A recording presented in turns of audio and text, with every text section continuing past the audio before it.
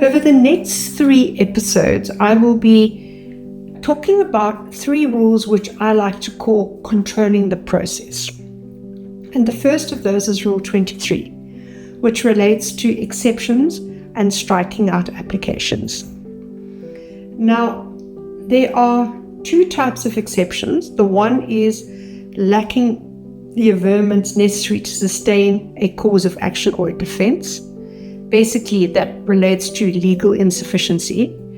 And the second relates to averments which are vague and embarrassing.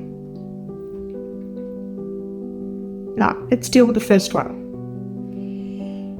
If a pleading lacks the averments necessary to sustain a cause of action or a defense, then in those circumstances, it means that you don't know what you're going to plead to because you don't know what the cause of action is or what the defense is.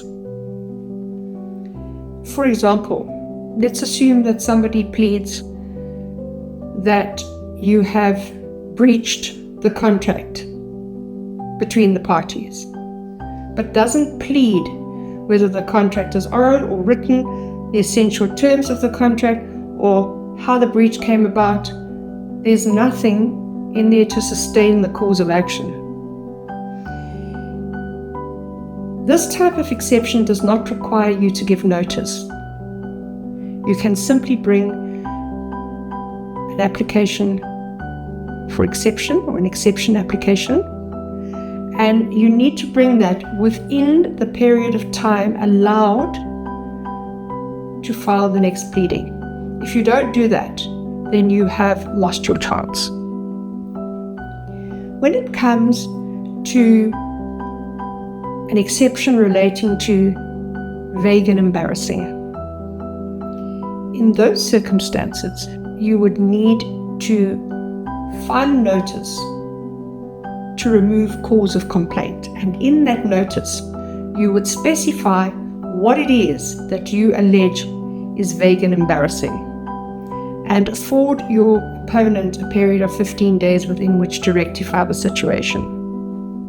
What would be vague and embarrassing? For example, if the other party did not specify how they arrived at the damages, or they did not specify the grounds of negligence, that would be vague and embarrassing.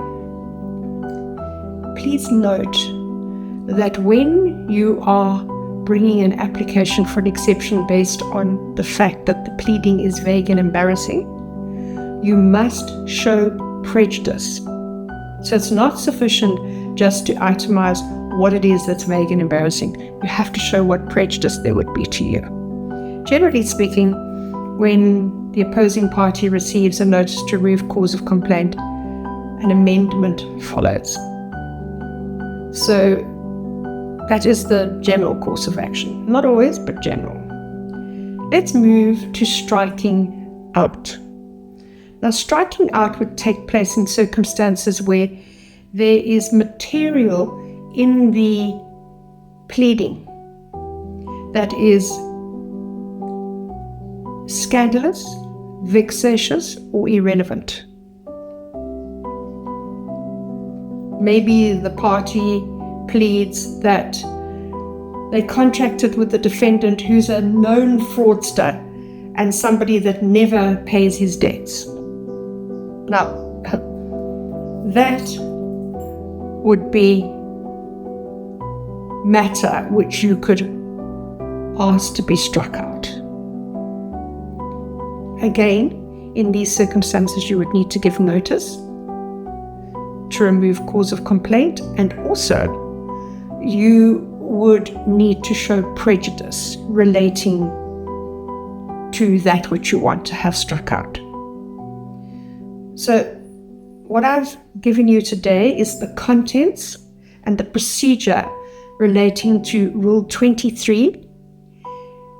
You may have noticed that the content of Rule 23 goes to the pleadings, the content of the pleadings.